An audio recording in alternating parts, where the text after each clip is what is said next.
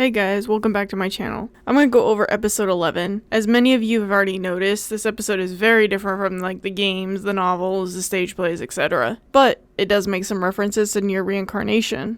So let's talk about it. Also, don't forget to hit that like button and that subscribe button. This episode opens up with the city on fire, and you see some of the machines attacking the resistance, and we get a close-up of the machines and we see the teeth. They had that hiding behind their face plants. I don't understand why this is a thing, but this will now haunt my nightmares. This is the first time we've seen machines try to eat each other or other androids before. We know in the past they've fused together, like obviously how Adam and Eve were born, but never eaten each other. This is all happening with no sounds except from the background music, and the background song is called Waltz for Flowers and Puppets. And the song just gets stuck on a loop on the record player. I believe this is a new song for this anime. Looking at the original soundtracks from the games, I'm not seeing this song listed, and I haven't gotten the physical copy of the new CD for the soundtrack of the anime to confirm this, but if anyone else can confirm it, let me know in the comments. Now in the game, an enemy does call for assistance from anyone who can hear this signal. The resistance is under attack, and when you get to the camp, everything is on fire, and machines are eating the resistance members, and you see what looks like blood, but as A2 has mentioned previously, it isn't actually blood. 2B is running towards what I'm assuming is the resistance camp and is trying to figure out what is going on. She questions on whether it is just the machine life forms that are going berserk. Operator 60 calls 2B and lets her know that the hostile machine life forms that are in the area, and also that 2B can use an additional weapon. You see all of the destruction in the city, and you hear the other Yorha units such as Unit 42S calling for help, which that is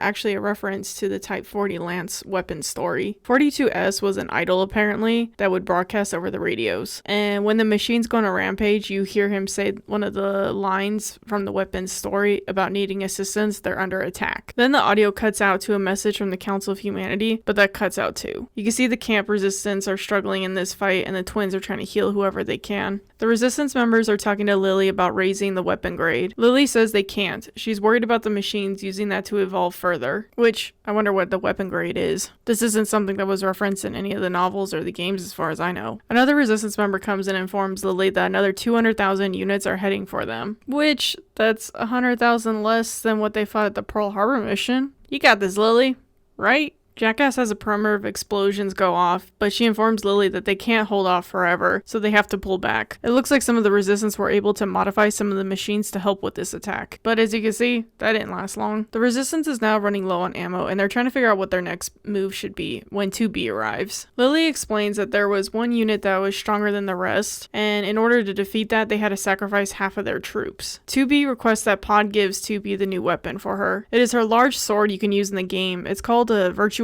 Treaty, which goes nicely with her other weapon, which is called Virtuous Contract, which in the game for this moment, that Virtuous Treaty helped me a lot with these hordes. 2B has an idea, and Lily tries to tell 2B that she doesn't have to waste her time here. Even the Yorha soldiers have their limits. Back on the bunker, the commander is speaking to the Council of Humanity. He is stating that she has submitted 18 requests for this quote-unquote project. He is now basically belittling the commander and her authority. He tells her even her power has limits, and with that, he's denying her request to use the satellite lasers. The commander says, but if they don't use it, their forces will be wiped out. The council interrupts her, saying that they will decide the significance of this project, and that the commander needs to remember her place. Yes, good old misogyny, even in the androids. The council tells the commander she isn't allowed to rest until they attain God through means of Process 11. He reminds her not to lose sight of her goals and the significance of the process. Okay, what?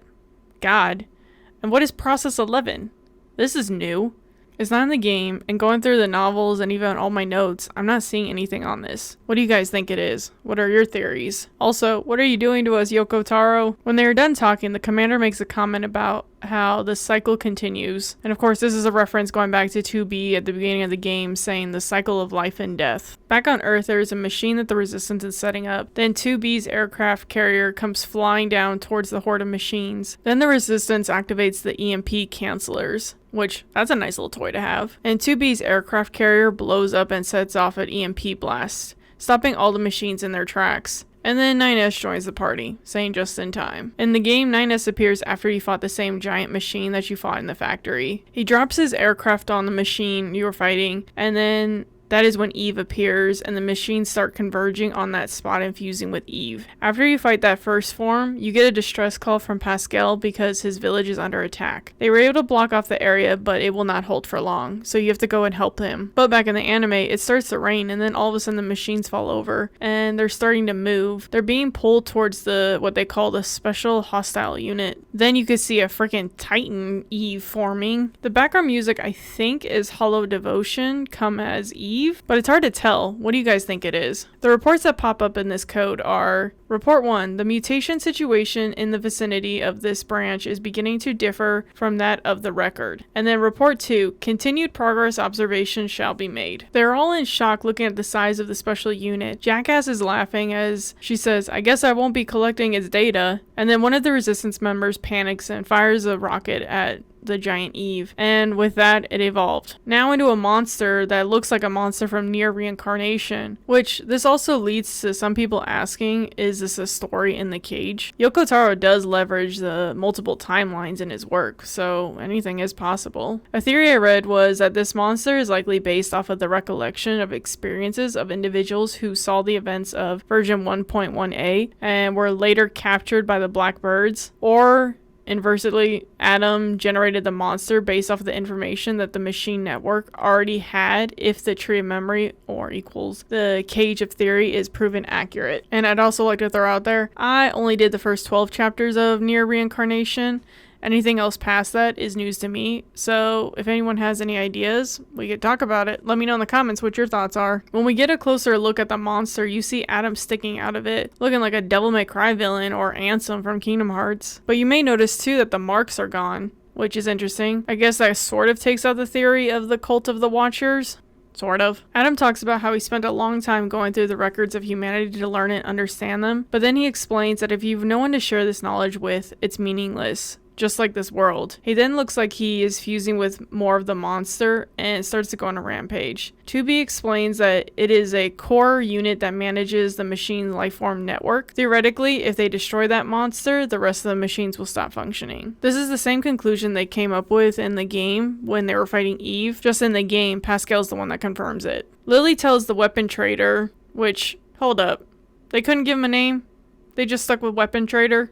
Alright, whatever. Well, anyway, Lily is telling him to prepare the weapon they recovered during the descent, and 2B and 9S will help them get the weapon ready, whatever it is. And it is good to see her be a leader and the growth that she had since the Pearl Harbor descent mission. The Resistance do not hesitate and will keep fighting with Lily. She says it's then high time that we show the folks on the moon just how we do things down here. It's also cool to see Lily so energized. Makes me wish we saw more of this from an enemy in the game. I wonder how A2 would have reacted seeing Lily's growth like this. 9S grabs one of the arms of the Goliath unit like 2B did in her fight at the beginning of the game. He uses it to attack the giant monster. The monster is able to unfortunately heal himself by absorbing whatever life force is left on the network. 2B is on the streets with the Resistance fighting the machines. Then a machine with a red head charges at 2B and it is a new unit. Lily explains that this is the same unit that took out half of their camp. 9S is trying to hack into the giant monster, but its shield is blocking him. Then 9S is getting attacked and his aircraft carrier gets destroyed. Then here comes the MVP, Pascal, to save 9S again from falling. 2B is chasing after these new machines and they lead her back to the building where two more are there eating other machines. These things are giving me liquor vibes from Resident Evil. 9S asks how Pascal's village is doing. Pascal explains since they aren't part of the network, they're fine. In the game, like I said, at some point you have to go help the village. In the novel, it is stated that the Resistance couldn't hold them off for long with weapons. Pascal and his peaceful village would not last long. So 2B and 9S got lucky this time around and they don't have to try to save Pascal and the Resistance at the same time. 9S pulls something out of his bag and it turns out to be weapon Type 40 fists. This weapon was introduced in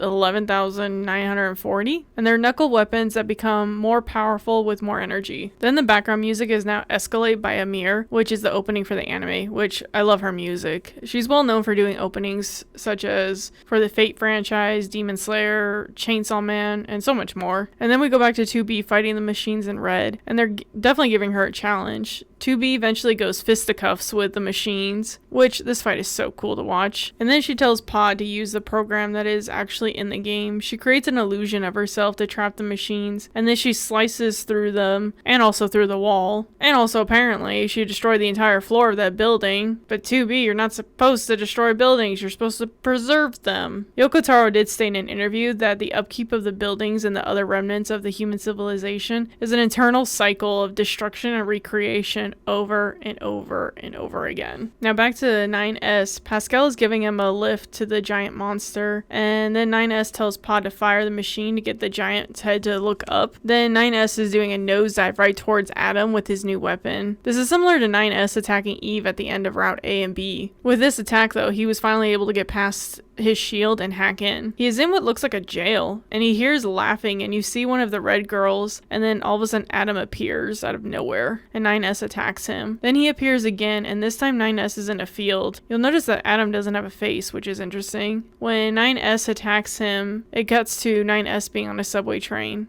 Then a bunch of atoms are on the train. 9S points out that his self-conscious data is collapsing, which I wonder if that's why Adam's face isn't showing. 9S says that he has to execute the program before he is all gone. The train opens and it is snowing. Then it shows a path like in the hacking in the game, and the path leads to a house, and inside the house is Adam and Eve sitting at the table. Eve is telling Adam he doesn't want to see Adam get hurt. He doesn't know what he would do without Adam. Eve would be all alone. Eve says we should go somewhere safe together. And then all of a sudden 9S is in Eve's chair and the surrounding area is on fire. 9S goes in for the charge to take out Adam, and you see this creepy smile on Adam's face as 9S deals the final blow. Back on the streets, Lily states that they made it just in time, and as planned, the target is advancing. Also, the background music is picking up, and it is Song of the Ancients, the Atonement version, which I never get tired of hearing this song. The monster is heading towards this giant tank that the Resistance fires a rocket on him. Jackass then triggers a bunch of bombs to destroy the buildings around that monster to trap him. Then they set off a nuke that sends the monster flying. Oh, and if you're wondering where 9S is, don't worry, he's safe. He's being princess carried by Pascal. 2B states, "You are so reckless as ever, Nines." And 9S is shocked, wanting 2B to clarify what she just said. Then she turns off the communication with him. But sadly, the giant monster is still alive and is charging right for everyone. They wouldn't be able to stop something that big. And then all of a sudden there's particles that are appearing, and 2B yells for everyone to find cover. Then a laser blasts the monster. And then we get the title of the episode, Heady Battle, which is ending Y in the game, when you're fighting Emil and the clones, you're unable to stop the clones, and as a result he destroys the planet, which, let's be honest, that was about to happen just now. When we get to the puppet show, it was weird. You see 2B and 9S petting their pods, and they're treating them like pets, and the pods are enjoying it. And then the text that appears on the screen, it says, Pod 153, we are alive after all, and being alive is basically a constant stream of embarrassment. Pod 42, those words are abstract and I cannot understand at the same time, saving us something to analyze later. Huh? I'm on the same boat with Pod 42. I don't understand what just happened. But that ends the episode. What do you guys think? There were a lot of changes in this compared to the games and novels, and I liked seeing some of these changes. And obviously there's going to be some major changes in the future of this series, and I'm interested to find out what direction Yoko Taro is going to take this to. Thanks again though for all your support, guys. I'll be finishing up episode 12 and hopefully get that out to you guys tomorrow as well. But until then, see you next time.